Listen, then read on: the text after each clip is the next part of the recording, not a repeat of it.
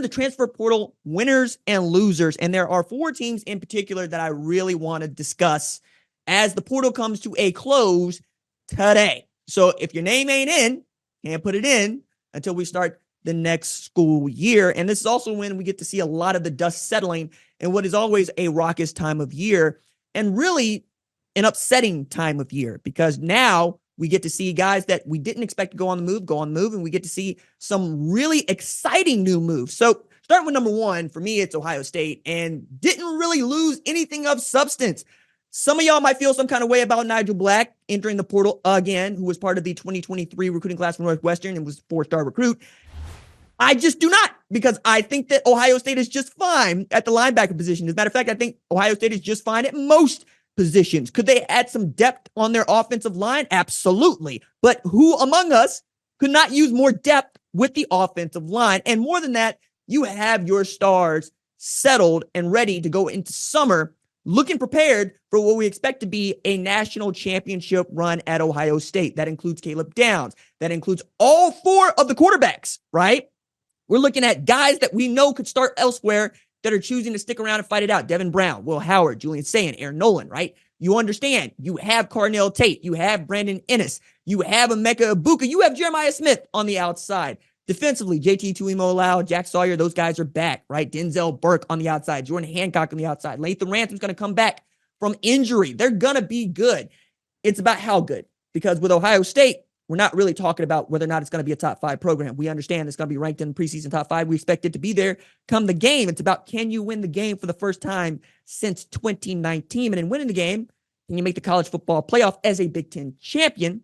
And then can you run through this 12-team playoff? I'm going to call it a gauntlet because that's how it kind of feels, and get to the national championship. I think landscape right now is Ryan Day needs to show up to Michigan undefeated, loaded for bear, and with a team that can absolutely go to work in 2024, because everybody is coaching for their gig here.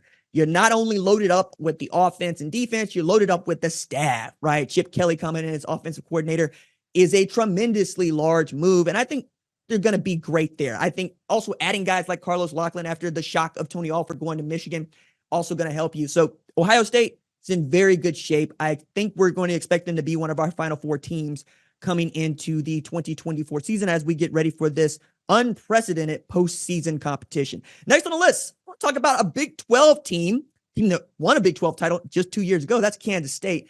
Kansas State was not going to be on the rundown until such time as Dylan Edwards decided to commit to transfer to Kansas State from Colorado. This is one of those shock additions to the portal, of which there were several. We'll talk about those for Colorado, that frankly could change the trajectory of a program. And Kansas State just got better in the backfield. Now you're adding Dylan Edwards to a backfield that features Avery Johnson and DJ Giddens. They can run wishbone and I'd watch it. They are a lot of fun. If Avery Johnson can find some guys on the outside that can help them, they get that offensive line going the way that they would like to, whereas at Manhattan, they really love their offensive line. And I know Chris Kleiman wants that offensive line to take control of the football team. And there's good reason for that, right? When you got a solid offensive line, you got a good football team. You also have a disciplined football team. You have a selfless football team because offensive linemen, by virtue of the positions that they play, are pretty damn selfless. And if you can't get along with them, you're probably not going to get along at all. You're also adding my guy, Matt Wells, as a co-offensive coordinator. He's from Oklahoma. He was a head coach at Texas Tech. He was at OU as an analyst. I think they're in a really good situation with a very fast tailback in Dylan Edwards.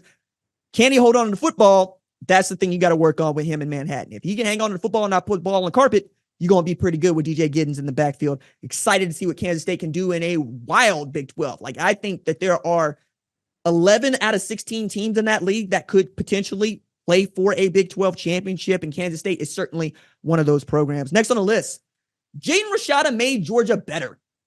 Okay, didn't expect Jaden Rashada to go into the portal out of Arizona State, but I did get the sense that it was on good terms. Kenny Dillingham coming out of the woodwork to say somebody's going to get an outstanding human being, not just an outstanding quarterback. But Jaden Rashada ended up in Georgia kind of, for me, is one more personification of what the portal has wrought, right? This is a guy who signed a name, image, and likeness deal that we talked about ad nauseum that was in the millions of dollars to go to Florida.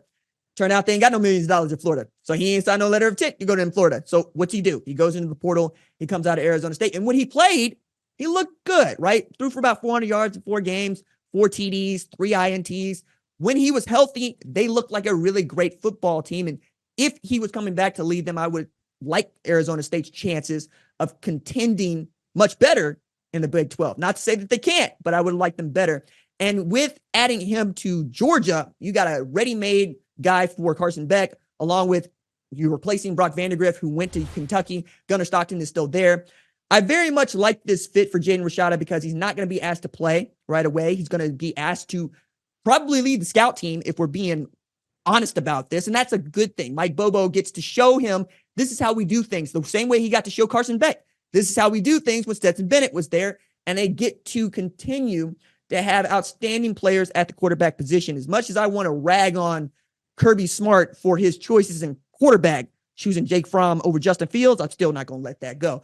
He's had guys, he's had dudes, and Jaden Rashada understands what it means to transfer to a place like Georgia and what they expect from you. That is to play for national championships. This season, 2023, was an outlier. They expect to be back in contention in 2024. They probably go into this thing as one of the favorites to win the SEC championship, along with a couple of other programs that we'll talk about here in a little bit later on. And then finally, I want to talk about the hometown team for me. That is the Oklahoma Sooners. I didn't know what to make of Deion Burks when he chose to transfer to Oklahoma in December. He had 47 catches, 600 plus yards at Purdue, but Purdue ain't nobody, not in 2023 at least, right? And I understand how much they were leaning on Graham Harrell and Hudson Card to try to get that thing rolling.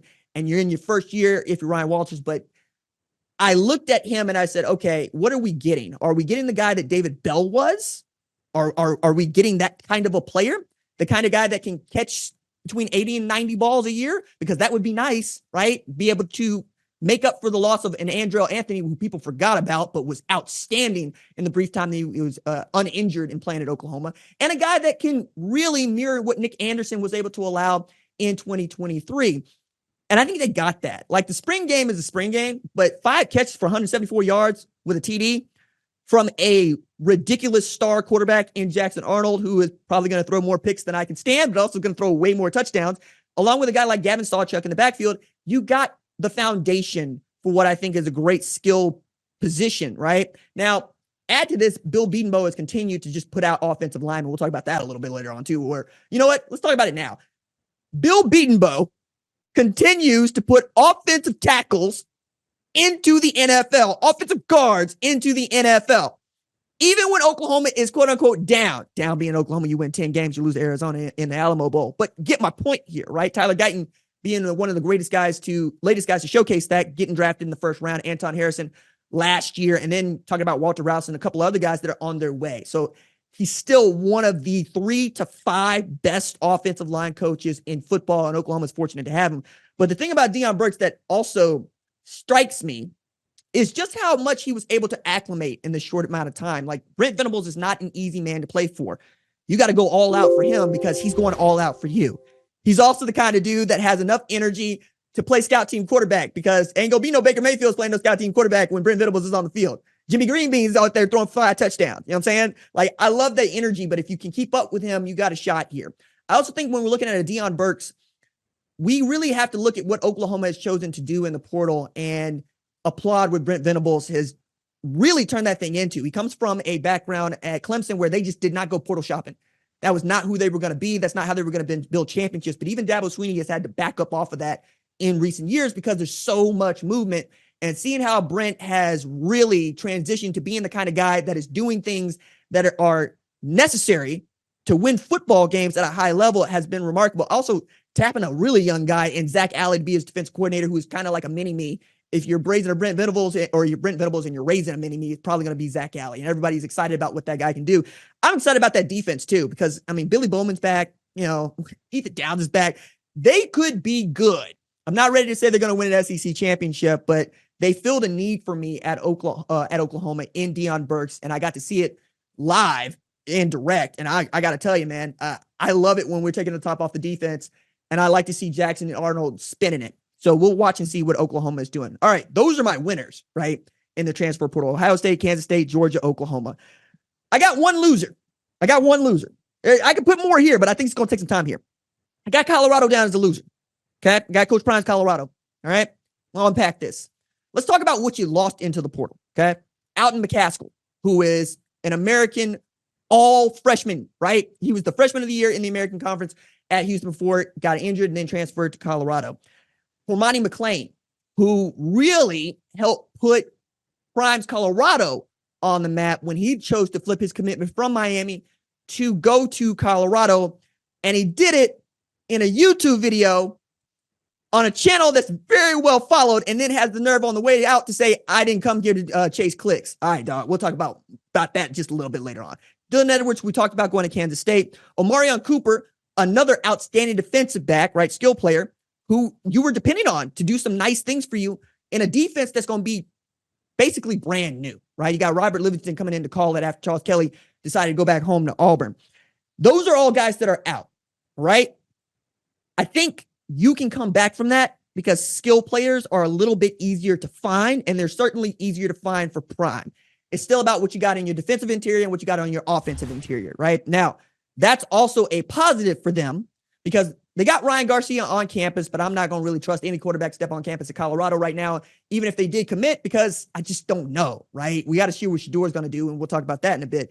And then you're talking about adding an offensive lineman that you can use in Peyton Kirkland out of Texas. Like, that's a really great get for them. And I don't want to poo-poo that because if he's on the same offensive line as Jordan Seaton, you got a shot at keeping Shedeur upright this year in a way that you didn't last year. Got that dude's back. You got Shedeur Sanders' back broken. I wouldn't be able to let that go if I was a quarterback. Okay? That would be what my focus is on. I wouldn't care who I'm throwing the ball to. I wouldn't care who I'm handing the ball to. I would care about those 5 dudes. Do not let me break a vertebrae. A vertebrae getting broken, that's all bad. That's not good for anybody. That's not good for anybody. Okay? That's not good for your draft stock, not good for my draft stock. Then you're adding in the backfield, Dallin Hayden, who I thought was an outstanding star at Ohio State. Really going to be a dude at Ohio State. And then they went and got James Peoples, and then they got Quinshawn Judkins, and then Travion Henderson is him. It's a crowded backfield, right? Tony Alford decides to to go to Michigan, transfer to Michigan. And then you get Dallin Hayden making the shock move for me to Colorado. You need more than one tailback back there, and losing not just Dylan Edwards, but also Savion Wilkerson, who was a dude that came with them from Jackson State, one of the few.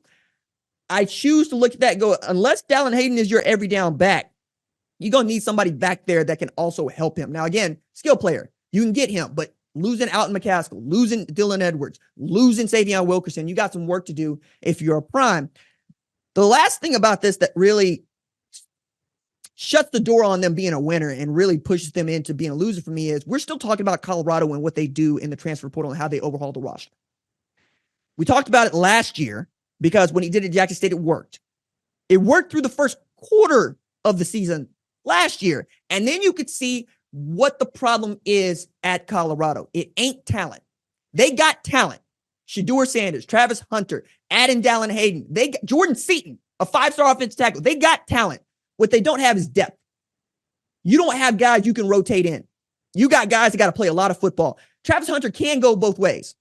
Probably should continue to play both ways. But should he be playing more than 100 snaps? I don't know about that. I'm also looking at a dude that, while he did play more than 100 snaps, also got 8 up by Alec Ironmar, who's still a wide receiver at Stanford. And last time I checked, Stanford wasn't that much better than Colorado, and Travis Hunter was the number 1 player in the 2022 class, and frankly could be the dude going number 1 in 2025 draft. You can't get beat up by Alec Ironmar. That's not going to work. Okay. Now he knows that better than anybody else knows that. Prime knows that too. You got to add depth to these guys, and you got to add depth on the offensive line and the defensive line. So whatever it is that you got to do to go out there and get them, you go get them. Now, the way in which they're going to get them, shall we say, is unorthodox. We've got all sorts of conversations around what Prime is doing and not doing, right? Him choosing not to go on recruiting visits, that's really got under the skin of folks in the industry, both folks that cover the sport and folks that coach in the sport. I really don't care. I don't care. As long as you get who you're getting, it does not matter to me how you recruit them, as long as you don't get caught breaking no rules, okay? And the rules, there really aren't that many anymore, just because of what we've been able to do with name, image, and likeness, transfer portal, and so forth, so on. Like tampering used to be a thing. You never hear about tampering anymore. Nobody cares about tampering anymore. Can you keep your roster, right? That's one. 2 is, you got the kids out there saying, call Shedeur if you would offensive transfer recruit. Call Shiloh if you're a defensive transfer recruit. And then you got Shiloh putting down there, this ain't last chance you. That all might be true, but you ain't got to tell everybody that. You ain't got to broadcast that part. Like, I understand the policy at Colorado is to use Bucky, to use Deion Sanders Jr. as the mouthpiece for the program. Cool. With that, understand. Not everything y'all say needs to make it back to us. The last point to raise on Colorado and why I think that they're sitting here in a loser is this playbook played out last year. You haven't changed it. I need you to change it. Okay. You got a schedule this year that is not sexy, but it is tough. You're opening with North Dakota State. There are no wins in that game. You know, if you beat North Dakota State, beat an FCS team. If you lose to North Dakota State, we don't care that is a team that is a perennial national championship contender in the FCS. We care that a Big 12 team got beat by an FCS team. That's not going to be a good look for anybody, right? And then you're going into a Big 12 conference that does not necessarily have the star power that it has had in years past, but it could certainly beat the hell out of Colorado if you do not come ready to play. All these things, I'm sure Prime knows about. I'm sure his staff knows about. I'm sure the folks at Boulder know about. But this whole, hey, we're going to put our hands up and it's everybody against us. I mean, that can work. I mean, you could try to go you against the world. But in my experience, the world gets some W's every now and then. If you like what you've seen, consider subscribing to the #1 college football show on YouTube, the Fox Sports app, or wherever you get your podcast.